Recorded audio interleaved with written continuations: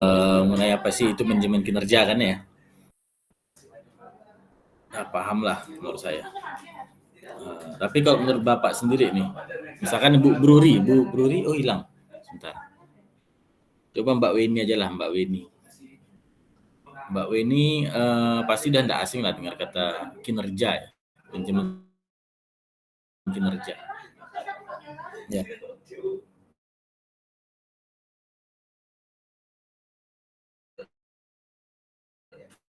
Iya Pak. Suaranya.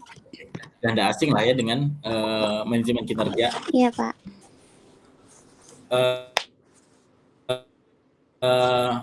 Manajemen kinerja kalau menurut Mbak Weni itu apa, Mbak?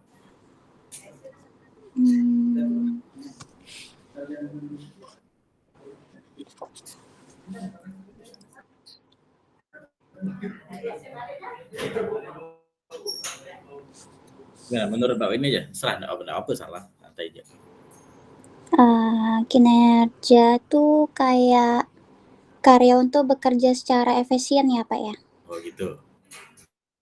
Hmm. Ya. Kalau Pak Hermanto?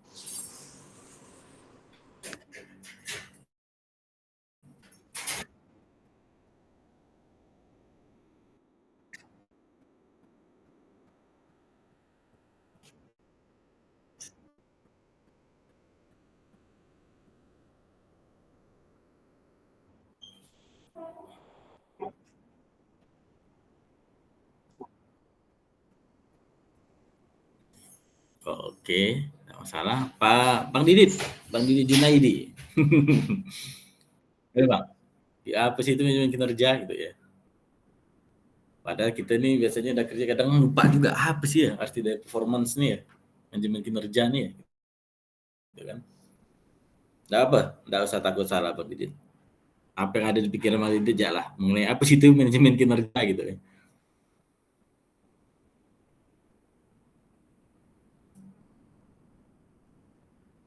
Gimana Bang?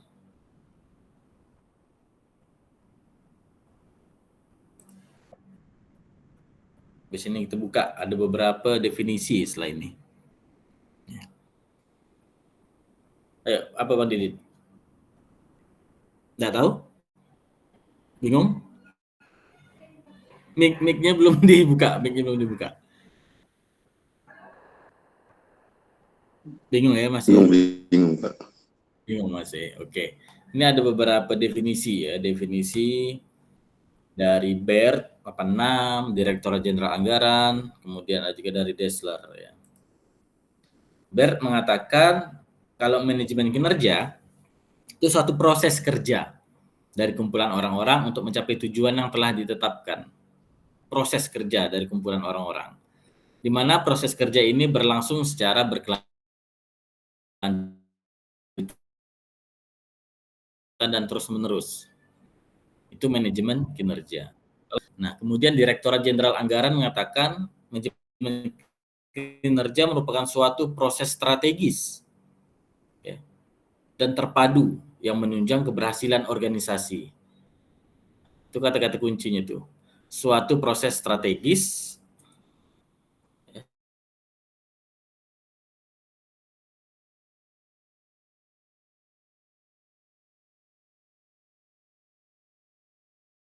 performance karyawan direncanakan yang terpadu agar dapat menunjang keberhasilan organisasi itu sendiri kan. Kalau karyawannya terkena efeknya ya bagus ya bagus juga lah perusahaannya. Ya jelek ya pasti berpengaruh juga yang jelek kepada perusahaannya. Kemudian melalui pengembangan performansi aspek-aspek yang menunjang keberadaan suatu organisasi. Nah, Dassler mengatakan ini lagi, proses mengonsolidasikan penetapan tujuan, penilaian dan pengembangan kinerja ke dalam suatu sistem tunggal bersama ya karena dia manajemen, bagaimana kita manajemen. Jadi dia mengonsolidasikan penetapan, penilaian dan pengembangan kinerja ke dalam satu sistem bersama yang bertujuan memastikan kinerja karyawan mendukung tujuan strategis perusahaan. Nah, itu definisi-definisi dari BERT, dari Direktorat Jenderal Anggaran, melalui berdasarkan Dessler juga 2003 seperti itu. Nah, jadi kita bisa melihat di sini adalah suatu proses, ya. Kata-kata kunci yang bagus di sini adalah suatu proses dari strategis, ya, untuk memastikan kinerja karyawan mendukung tujuan organisasi perusahaan. Ini definisinya, manajemen kinerja suatu proses berkelanjutan, karena tadi menurut BERT, di mana proses yang dilakukan ini adalah berlangsung secara berkelanjutan dan terus-menerus. Nah, jadi bisa kita definisikan manajemen kinerja adalah suatu proses berkelanjutan dalam mengidentifikasi, mengukur, mengembangkan kinerja organisasi di mana kinerja dan tujuan setiap individu itu harus terhubung dengan tujuan dan misi organisasi. Ya, kayak gitu. Kalau dilihat dari definisi kinerja di atas, terdiri dari 2 komponen inti, yaitu ada proses yang berkelanjutan dan terhubung dengan misi dan tujuan. Jadi pertanyaannya, kenapa disebut proses berkelanjutan? Kayak gitu. Pak Hermanto mau coba? Atau Bang Ilham mencoba, kenapa disebut proses berkelanjutan?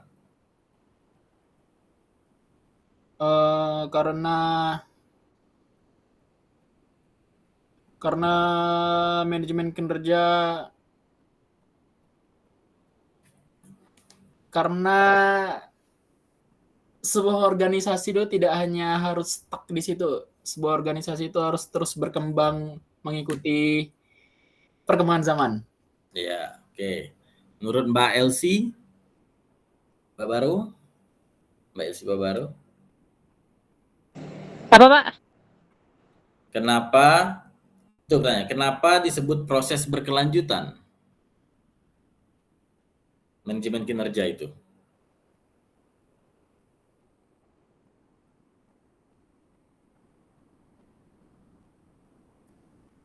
Kurang tahu? Oke, yang pertama, tidak salah yang dikatakan Bang Ilham itu benar, ya. Cuma akan dispesifikasikan sedikit nih. Karena kinerja itu kita tidak berhenti di satu titik. Kita bukan hanya tentang mencapai satu target sesaat, tetapi organisasi pasti ingin terus berkembang, mencapai hasil yang lebih baik, ya. Dari tahun ke tahun, dari bulan ke bulan, tahun ke tahun, dia pasti ingin terus berkembang, ya, dan mencapai hasil yang lebih baik. Dan kenapa terus berkelanjutan? Karena setiap kinerja yang dilakukan oleh organ-organ di dalamnya itu selalu ada evaluasi dan perbaikan. Manajemen kinerja melibatkan monitoring, feedback, dan peningkatan terus-menerus. Nah, ini kan pasti sudah dilakukan oleh tempat-tempat Bapak Ibu bekerja kan ya? Secara tidak langsung pasti sudah. Ya. Pasti ada monitoring, ya. Pasti ada feedback dari atasan supervisornya lah paling enggak. Ya. Kemudian ada peningkatan terus-menerus. Ya. Nah, kemudian kenapa terus berkelanjutan? Karena harus bisa beradaptasi terhadap suatu perubahan. Lingkungan bisnis selalu berubah-ubah. Selalu berubah-ubah. Sehingga organisasi dan individu itu juga harus bisa mengikuti, harus bisa beradaptasi, harus bisa berinovasi dengan menyesuaikan strategi untuk tetap kompetitif. Kayak gitu.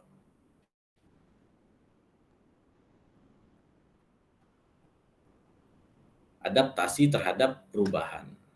Kemudian tentunya kenapa kinerja berkelanjutan karena adanya pengembangan karyawan, adanya talenta manajemen yang sudah kita pelajari di talenta manajemen di MSDM lanjutan. Jadi kinerja bukan hanya tentang hasil akhir kerjaan kita, bukan. Tetapi juga bagaimana tentang pengembangan keterampilan. Bagaimana juga tentang motivasi, produktivitas tim ya. Mbak ini di BCA masih di frontliner? Sekarang udah enggak, Pak. Udah enggak kerja. Okay. Nah, waktu dulu pasti ada diberikan keterampilan-keterampilan baru kan ketika bekerja di BCA kemarin ya. kemudian Betul, Pak. dimotivasi. Agar apa? Agar produktivitasnya tetap terus bagus kayak gitu. Nah, tidak adanya pengembangan karyawan. Makanya terus berkelanjutan kinerja itu, manajemen kinerja itu ya. Karena tidak tentang hasil akhir, tapi bagaimana juga karena SDM-nya itu kan yang melakukan proses kinerjanya itu SDM-nya tuh. Nah, kalau enggak dikembangkan, kalau enggak dimotivasi, kalau enggak diperhatikan produktivitasnya, akan berpengaruh pastinya kepada organisasi kayak gitu ya. Kalau tempat Pak Hermanto ini lebih pasti ada pengembangan keterampilan itu udah pasti dah Pak ya. Ya. Terus di tempat Mbak Waziha kepolisian pasti ada. Bu Bruri juga kepolisian ya Bu Bruri ya? Ya Pak. Ya, nah kan pasti ada pengembangan keterampilan juga kan di sana, motivasi. Ya Pak. Agar terus berkembang ya, agar terus produktif kayak gitu. Oke, itu kinerja disebut berkelanjutan. Kenapa disebut harus terhubung dengan visi misi? Karena kinerja adalah cara kita mencapai visi organisasi. Kenapa kinerja harus terhubung dengan misi dan tujuan? Karena menyelaraskan upaya karyawan. Jadi manajemen kinerja memastikan setiap pekerjaan yang dilakukan itu harus relevan dengan misi perusahaan. Bukan hanya sekedar bekerja yang tanpa arah kayak gitu. Nah, dan kemudian harus ada fokus pada hasil yang diinginkan dan membantu pengambilan keputusan. Itu dapat membantu pengambilan keputusan agar mendukung pengambilan keputusan yang strategis bagi perusahaan. Ini kenapa manajemen kinerja disebut proses berkelanjutan dan terus terhubung dengan misi dan tujuan. Ya.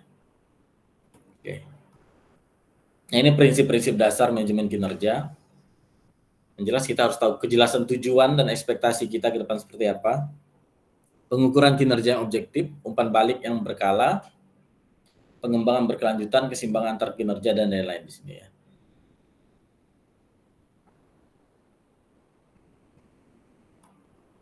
Nah, kalau kontribusi manajemen kinerja bagi manfaatnya bagi karyawan apa kira-kira? Mbak Clara. Fitri. Manfaat manajemen kinerja bagi pegawai. Ini kontribusi.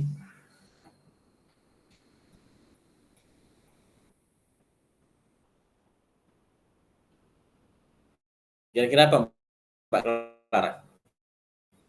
Manfaat bagi karyawan apabila organisasi atau perusahaan menerapkan manajemen yang baik gitu ya.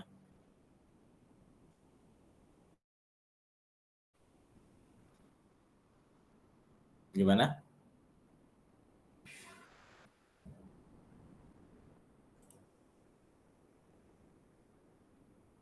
Mbak Clara? Bisa dihidupkan dulu mic-nya.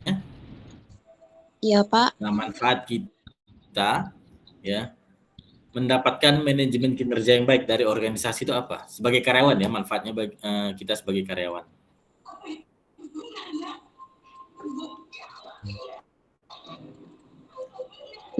Peningkatan motivasi dan produktivitas kerja karyawan. Misalnya? Betul. Nah, misalnya kayak apa maksudnya tuh? Memberikan arahan yang jelas sehingga karyawan lebih termotivasi. Iya. Untuk pendelegasian kayak gitu ya. Ya. Betul. Jadi ada motivasi ya, akan meningkatkan motivasi bagi karyawannya. Kinerja tadi yang dikatakan oleh Mbak Clara. Sebentar mana ini? Nih. Nah, kemudian ada lagi yaitu kejelasan tujuan dan harapan ya, umpan balik yang konstruktif, kesempatan pengembangan karir ya, motivasi dan kepuasan kerja tadi ada sebutkan dan penghargaan dan insentif kayak gitu itu manfaatnya. Kemudian ini bagi pimpinan ya. Jadi pimpinan itu bisa mengelola tim jadi lebih efektif. Kemudian bisa pengambilan keputusan yang lebih baik, bisa meningkatkan kinerja organisasi pastinya ya, karena tadi berkesinambungan. Kita memberikan manajemen yang baik, kita memberikan feedback yang baik pada karyawan bekerja dengan baik, akhirnya produktivitas bagus, ya otomatis peningkatan kerja juga akan meningkat. Kemudian dengan adanya manajemen yang bagus, tadi kinerja yang bagus bisa membangun budaya kerja yang positif, ya, identifikasi dan pengembangan talenta, efisiensi dalam manajemen sumber daya manusia. Itu manfaat dari yang diterapkan, ya, manfaatnya bagi pegawai dan pimpinan. Mbak Waziha,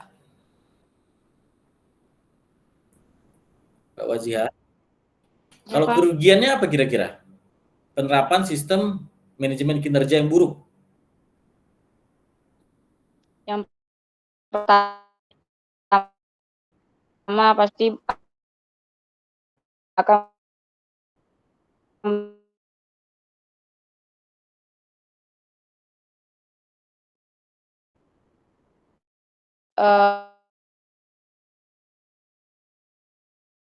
bentuk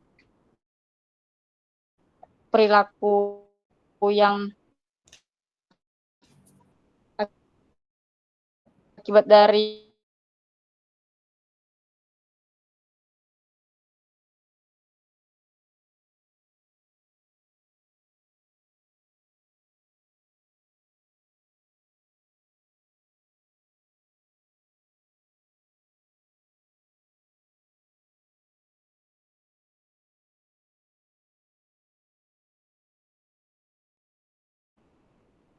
seperti itu, Pak. Kita harus bisa melakukan manajemen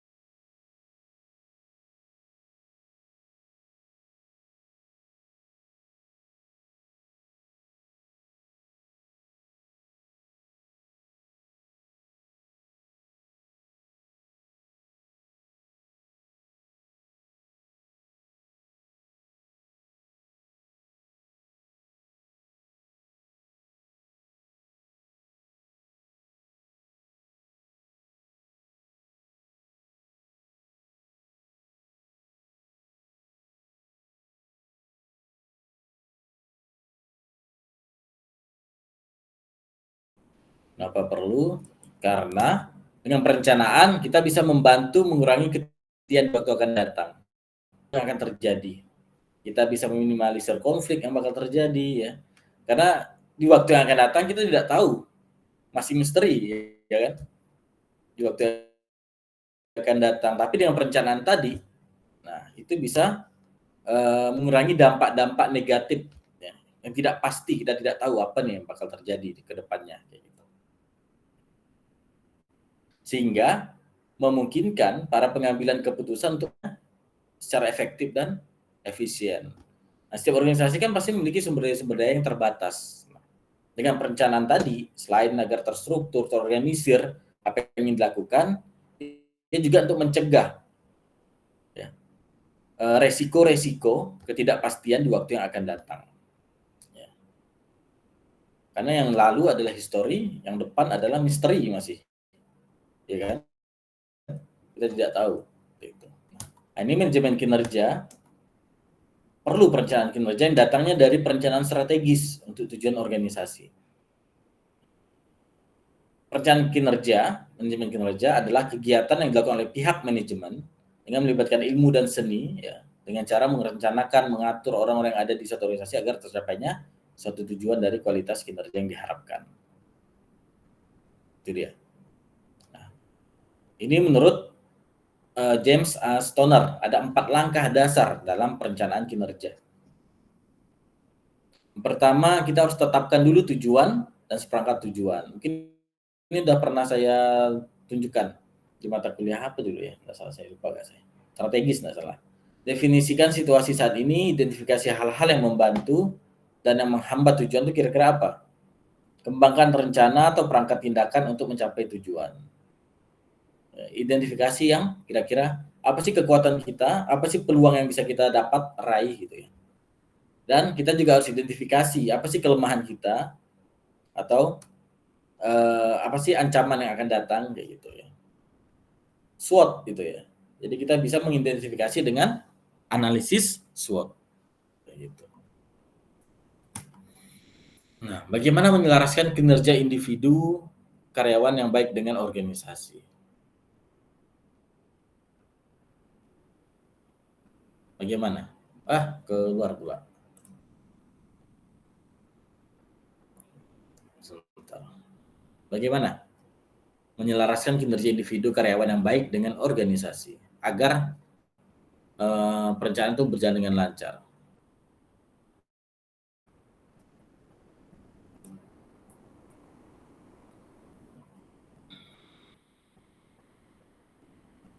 Gimana, Mas Didit? Yang pertama adalah ini, Mas. Dimulai dengan perencanaan SDM dalam membangun manajemen kinerja yang berkualitas. Bagaimana cara perencanaan SDM itu? Agar berkesinambungan nih dengan manajemen kinerja yang berkualitas. Ini dia, sebentar.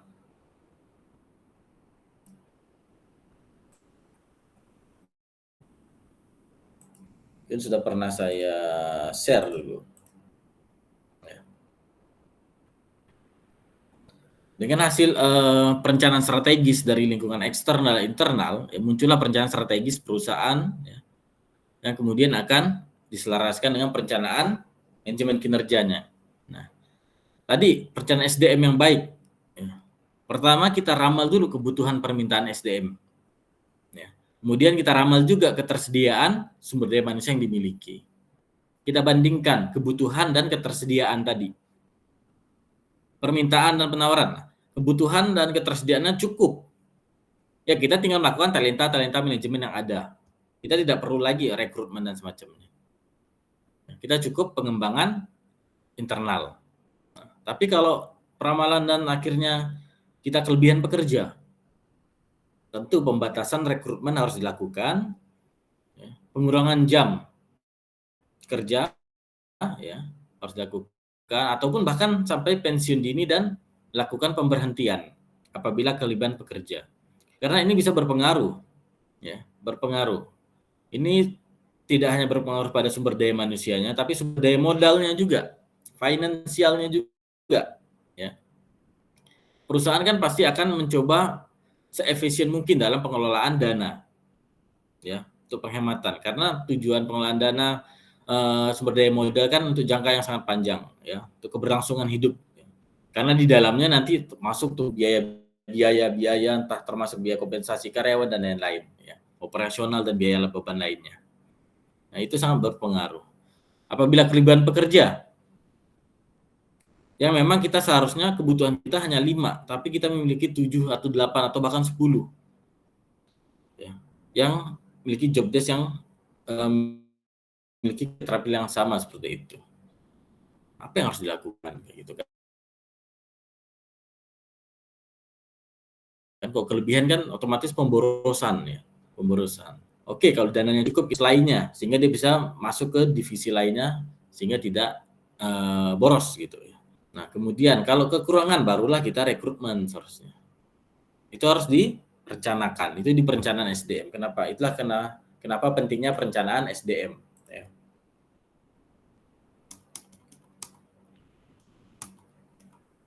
Dimulai dari perencanaan SDM. Karena penggeraknya adalah SDM itu sendiri. Nah, ini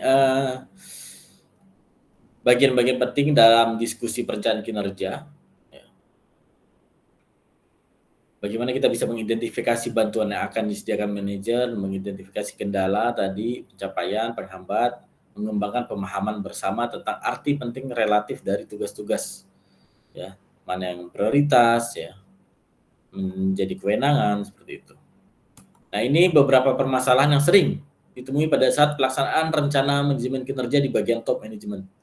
Pertama, desakan dan tekanan dari para pemegang saham. Ya. Desakan dan tekanan daripada pada pemegang saham. Ya. Kemudian ada tindakan kecurangan yang disengaja, ya, agar baik di mata pihak eksternal, seperti itu. Kemudian dibuat tanpa memperhitungkan kondisi dan realitas sesungguhnya. Jadi mengada-ada, kondisinya seperti A, tapi dibuat menjadi seperti B, seperti itu misalkan. Ya. Tidak serealita mungkin. Nah, kemudian kualitas SDM yang dimiliki atau pengelolaan SDM-nya masih rendah. Itu beberapa permasalahan dan sarana prasarana yang kurang memadai. Nah, itu sebenarnya materi kita hari ini 2. Ya, nanti akan sesuai jadwal kita kapan lagi ya?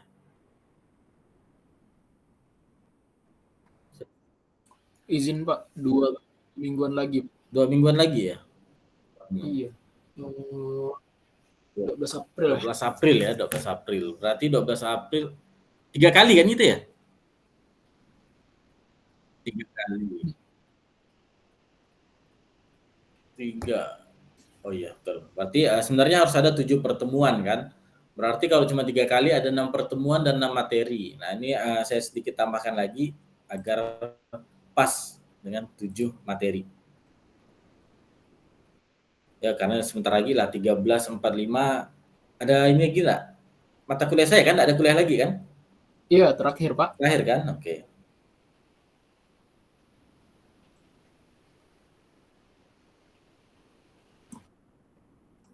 Mana ini materinya? Oh ini.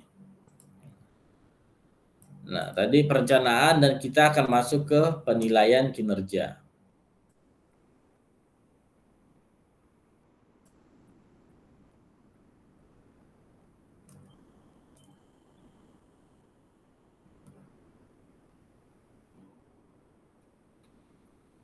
Tadi, seperti yang kita bahas, penilaian kinerja adalah suatu evaluasi dan penilaian dilakukan kepada karyawan. Dilakukan pada karyawan untuk mengetahui seperti apa kemampuan yang dimiliki. Nah, tujuannya apa? Penilaian kinerja. Tujuannya apa? Otomatis yang pertama pasti adalah perbaikan dari prestasi kerja. Penyesuaian untuk kompensasi, keputusan-keputusan penempatan misalkan.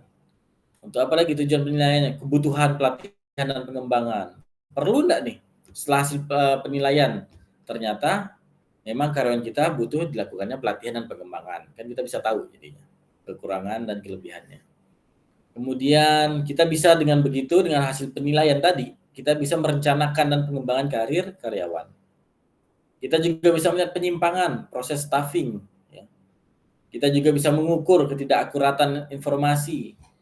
Ya. Kemudian kita bisa melihat juga dalam job design. Job design. Nah, dalam rekrut itu kan biasanya selain kita menentukan rekrutmen karyawan yang diinginkan, kita juga melihat di pekerjaan yang bakal diisi oleh calon karyawan itu. Nah, dengan adanya penilaian kinerja ini, kita bisa melihat desain pekerjaan yang sudah kita buat, apakah masih ada kekurangan. Kemudian kesempatan kerja yang adil, Kemudian tantangan-tantangan dari eksternal, itu tujuannya untuk mengatasi tantangan-tantangan dari eksternal. Ini langkah-langkah yang bisa diambil HRD dalam melaksanakan penilaian kinerja. Yang pertama, melakukan penilaian kinerja dilaksanakan oleh HRD, namun penilaian kerja individu itu dibantu oleh masing-masing manajer misalnya, ataupun masing-masing supervisornya dari setiap departemen. Menentukan metode penilaian kinerja yang sesuai dengan tujuan perusahaan, menyusun standar, melakukan penilaian kinerja secara individu, menjadwalkan wawancara one-on-one, macam-macam lah. Ya. Nah, ini indikatornya tadi. Ada Key Performance Indicator, KPI, ada Balance Scorecard, ada kompetensi dan perilaku kerja, dan yang terakhir ada Objektif dan Key Result, OKR. Pasti di setiap tempat kerja Bapak Ibu sudah ada KPI-nya masing-masing. Ya. Sudah ada KPI-nya. Tinggal, ya Pak Hermanto, pasti sudah ada KPI-nya ya Pak Hermanto ya? Key Performance Indicator sudah ada deh. Key Performance Indicator. Pastilah di perusahaan sebesar itu pasti ada lah. Ya, pasti ada di Kepolisian RI. Iya, Key Performance Indicator di setiap itu pasti ada lah untuk menilai kinerja kan. Key Performance Indicator itu ada ukuran kuantitatif yang digunakan untuk menilai pencapaian kinerja individu, tim, ataupun organisasi. Jadi KPI ini dirancang untuk mencerminkan seberapa efektif seseorang atau suatu organisasi dalam mencapai tujuan yang telah ditetapkan oleh organisasi atau perusahaan. Nah, kemudian Balance Scorecard. Kalau Balance Scorecard ini metode yang digunakan untuk menilai kinerja berdasarkan 4 perspektif utama dari segi keuangan, pelanggan, proses bisnis, internal, pembelajaran, dan pertumbuhan. Kemudian kompetensi dan perilaku. Ini dilihat dari hard skill, soft skill, dan etika kerja. Jadi tidak hanya berdasarkan kuantitatif, tapi kualitatif juga. Yaitu kita lihat soft skill-nya seperti apa, bagaimana kemampuan komunikasi, bagaimana kerja sama tim, leadership, dan pemecahan masalah. Ya, etika dilihat dari bagaimana komitmennya terhadap tugas yang diberikan, bagaimana disiplinnya, bagaimana tanggung jawab dalam pekerjaannya itu sendiri. Ya, seperti itu. Nah, ini OKR. OKR ini hampir dibilang sama dengan KPI, tapi ada perbedaan-perbedaannya. Jadi fokusnya ini menetapkan tujuan besar yang ingin dicapai. Kalau KPI itu mengukur performa yang sedang berjalan. Kalau sifatnya OKR itu ambisius, menantang, dan sering berubah. Kalau KPI itu stabil, berulang, dan dipantau secara rutin. Nah, kalau OKR itu digunakan untuk pertumbuhan dan inovasi, KPI digunakan untuk memonitor kinerja operasional. Ukurannya berhasil jika seluruh kunci hasilnya itu tercapai. Tetapi kalau KPI berhasil jika angka KPI-nya tetap atau meningkat sesuai target dengan angka KPI-nya. Nah, kalau rentang waktunya kuartal atau tahunan. Kalau KPI bisa dipantau secara mingguan, bulanan, dan tahunan karena mengukurnya performa yang sedang berjalan. Ini metodenya macam-macam, kuantitatif dan kualitatif tadi. Kemudian penilaian 360 derajat, ini akan kita bahas di berikutnya saja. Self-assessment, kemudian manajemen by objective, MBO, dan skala rating dan ranking. Proses dan tahapan penilaian kinerja itu perencanaan dan penetapan standar kinerja, kita mengukur, kita evaluasi, dan kita tindak lanjut. Ini ada proses dari penilaian kinerja. Itu. Ini tantangan dalam penilaian kinerja. Oke, bias dalam penilaian. Bias dalam penilaian itu nih. Jadi, penilai itu tidak menilai secara objektif. Tapi dipengaruhi oleh faktor subjektif. Misalkan, halo efek. Ini pasti udah tidak asing Bapak Ibu, halo efek. Penilaian terlalu fokus pada satu aspek positif dan mengabaikan aspek lain. Contoh, karyawan yang memiliki kepribadian ramah mendapat nilai tinggi dalam semua aspek, meskipun kinerjanya sebenarnya kurang bagus. Ya cuman karena kepribadian ramah, nah kita menilainya hanya dari kepribadian ramahnya tadi, tapi tidak keseluruhan. Nah, itu halo efek. horn effect, efek tanduk. Nah, ini kebalikannya. Jadi dia hanya melihat dari aspek negatif saja, jadi jelek aja semuanya. Jadi dianggap kinerjanya jelek. Ya. Itu dia, itu bias-biasnya. Ada leniency bias, kelonggaran.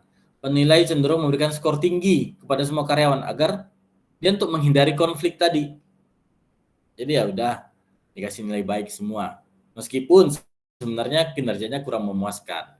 Itu leniency, bias kelonggaran atau terlalu lunak melakukan penilaian. Kemudian ada juga kebalikannya, terlalu keras dalam menilai. Ya. Terlalu keras itu juga tidak boleh, itu bisa bias juga. Kemudian resensi bias, bias kejadian terbaru. Penilai hanya menilai berdasarkan kejadian terbaru, bukan melihat dari kinerja secara keseluruhan. Nah, itu bias-bias dalam melakukan penilaian. Makanya sang manajer ketika melakukan penilaian itu harus memiliki emotional intelligence yang baik. Dia harus benar-benar profesional. Ya. Dia harus benar profesional dan memiliki emotional intelligence yang baik. Dan itu memang tidak mudah. Ya, memang itu tidak mudah. Butuh pengalaman ya, dan kedewasaan dalam hal melakukan penilaian itu dan profesionalisme. Nah, ini kesulitan dalam pengukuran kinerja yang kedua. Jadi tidak semua pekerjaan memiliki indikator kinerja yang mudah diukur. Kan beda-beda nih, setiap perusahaan, organisasi, instansi memiliki indikator-indikator yang berbeda-beda, ya, yang menyesuaikan lah pastinya. Nah, tantangan utama adalah pekerjaan berbasis kreativitas. Misalnya, bagaimana sih cara menilai kualitas desain grafis atau tulisan seseorang secara objektif? Gambar gitu ya. Kita melihat lukisan seseorang. Nah, bagaimana sih kita bisa menilai dia itu bagus atau tidak? Bagaimana cara kita menilai lukisan seseorang itu bagus atau tidak secara objektif? Kemudian, pekerjaan yang sifatnya tim, bagaimana memastikan bahwa kontribusi individu dalam tim dinilai secara adil? Ini tantangan utama. Tidak adanya standar yang jelas. Jika perusahaan tidak memiliki KPI atau sistem evaluasi yang terstruktur, maka bisa saja penilaian itu secara subjektif. Nah, solusinya di bawahnya itu. Kita harus bisa menggunakan metode KPI dan target, dan kualitatif, observasi dan umpan balik tadi. Kemudian kita bisa melibatkan lebih banyak pihak dalam proses penilaian. Kayak penilaian 360 degree tadi. Itu yang menilai tidak hanya atasan, tetapi juga rekan kerja dan diri sendiri. Kemudian masalah subjektivitas. Masalah subjektivitas ini yang bisa berpengaruh kepada bias tadi. Akhirnya muncullah bias-bias tadi. Masalah subjektivitas ini kan berdasarkan dipengaruhi oleh hubungan personal antara atasan dan bawahan. Misalkan manajer ada orang favoritnya di situ, dapatlah dia nilai yang lebih tinggi karena dia orang favorit, orang yang lebih dekat gitu. Kemudian bias karena adanya konflik pribadi, jika ada ketidaksukaan personal, dia menilai ya menjadi tidak adil. Dan yang terakhir ada kurangnya transparansi. Solusinya ada di bawah, bisa dilihat. Nah, selain itu, tantangan dalam penilaian kinerja ketika masalah subjektivitas itu akan menciptakan resistensi dari karyawan. Resistensi penolakan dari karyawan. Sehingga beberapa karyawan mungkin akan menolak atau tidak menerima hasil penilaian kinerja dengan baik. Penyebab resistensi, kurangnya pemahaman tentang sistem penilaian. Nah, kurangnya pemahaman tentang sistem penilaian ini juga salah dari manajemennya. Kenapa tidak transparansi menjelaskan proses sistem penilaian di tempat dia bekerja? Kemudian yang kedua, tidak setuju dengan hasil karena merasa tidak adil. Tiga, takut akan konsekuensi negatif. Ini studi kasus ya. Kalau Google itu menggunakan OKR, Objective dan Key Result. Ini studi kasusnya nanti bisa dibaca. Ini studi kasus kedua dari General Electric, dia menggunakan cost ranking. Jadi dia menggunakan ini karyawan yang 20% terbaik nih hasilnya nih, mendapatkan promosi atau bonus. 70% ini rata-rata, tetap di posisi mereka dan beberapa pelatihan untuk melakukan pengembangan. Nah, yang 10% terbawah, hasil dari force ranking ini harus diperbaiki atau bahkan dikeluarkan dari perusahaan. Nah, tapi yang terjadi, sistem force ranking ini malah menciptakan persaingan yang tidak sehat. Sehingga pada tahun 2015, General Electric mengubah sistem penilaian kinerja mereka. Apa yang dilakukan? Yang pertama, mereka menghapus sistem ranking.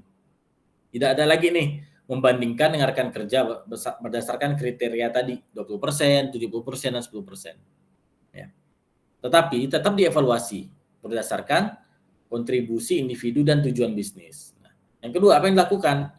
Penilaian kinerja secara real time. Dia menggunakan aplikasi digital yang memungkinkan manajer memberikan umpan balik kapan aja. Ya. Bukan hanya saat waktu evaluasi tahunan saja. Seperti itu. Ya. Kemudian fokus pada pengembangan karyawan. Karyawan mendapatkan sesi coaching dan mentoring secara berkala. Akhirnya apa? GA, karyawannya lebih termotivasi karena tidak harus bertarung nih dengan rekan kerja mereka. Ya. Setiap orang memiliki talentanya masing-masing ya. Ketika dia merasa ada rekan kerja yang lebih pintar, lebih hebat dan harus bersaing, otomatis dia akan demotivasi. Kemudian peningkatan produktivitas karena feedback diberikan secara langsung. Jadi dia tahu, oh kesalahannya ini cepat diperbaiki. Dan akhirnya meningkatkan retensi karyawan karena sistem penilaian lebih adil dan fleksibel. Jadi karyawan lebih mudah untuk dipertahankan oleh perusahaan. Ya, setelah dia merubah sistem penilaian karena tidak cocok tadi. Ya, karena bahkan memunculkan budaya yang tidak sehat tadi ya. Perlu dilakukan perubahan. Kemudian status Netflix.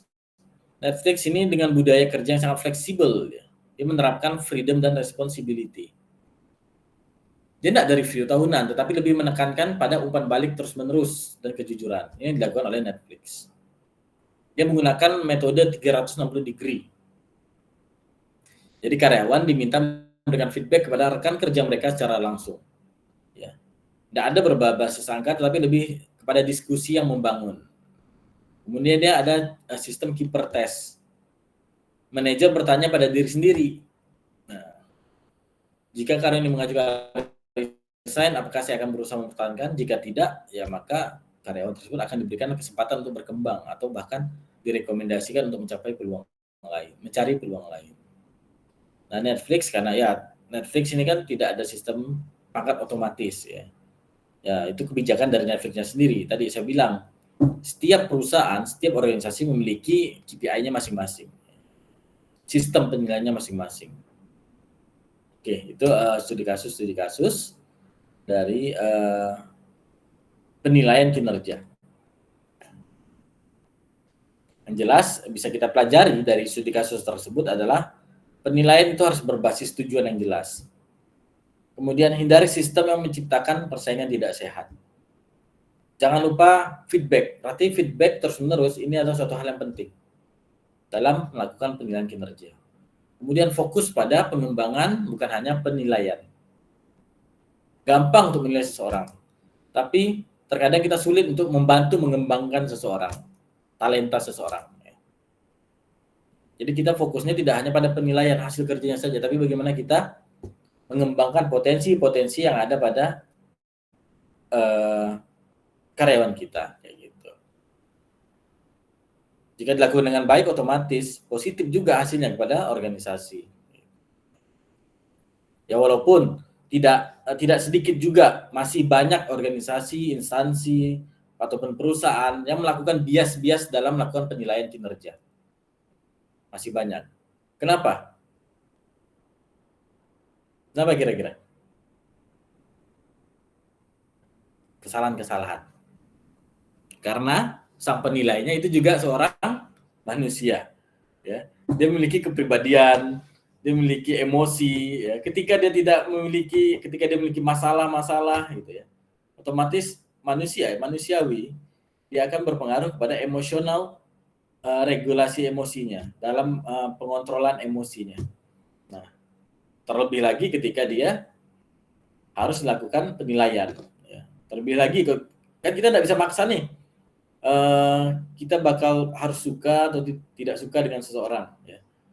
Jadi ketika melakukan penilaian ya, kalau dia memang ternyata memang tidak suka, entah itu karena ada selisih atau di luar pekerjaan, kan itu bisa berpengaruh ke bias. Makanya bias-bias dalam melakukan penilaian itu kadang masih saja terjadi. Kadang masih ada terjadi. Nah, oke, mungkin itu saja. Materinya akan langsung nanti akan saya kirimkan ke grup ya, ke grup.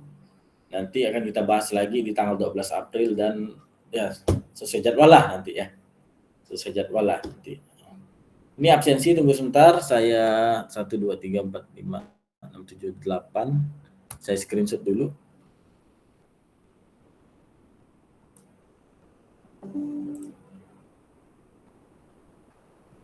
Saya save dulu bukti absensi.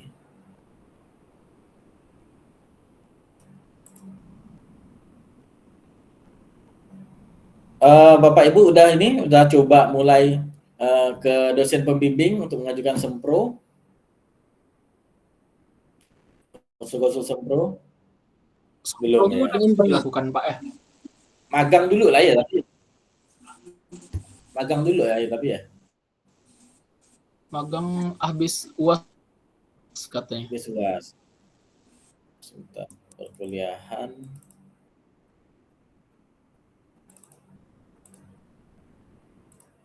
Oke. Nanti sebelum itu kalau mau sempro itu konsultasinya ke PA dulu ya, ke PA-nya dulu. Nanti kalau sudah barulah ke ajukan, setelah ajukan baru nanti timnya dibentuk oleh jurusan. Nah, kayak gitu deh. Seminar mata kuliahnya aman ya berarti semuanya ya? Aman. Kalau C itu harus ngulang kok seminar mata kuliah. Kalau C itu harus ngulang. Jadi dia harus asli aman lah pasti. Ya. Oke lah kalau gitu mempersingkat waktu kita tutup aja program kita hari ini. Terima kasih Bapak Ibu sudah hadir ya. Semoga bermanfaat untuk kita semua. Saya tutup. Wabillahi taufiq wal hidayah. Wassalamualaikum warahmatullahi wabarakatuh. Selamat siang. Waalaikumsalam. Yang Pak, makasih Pak.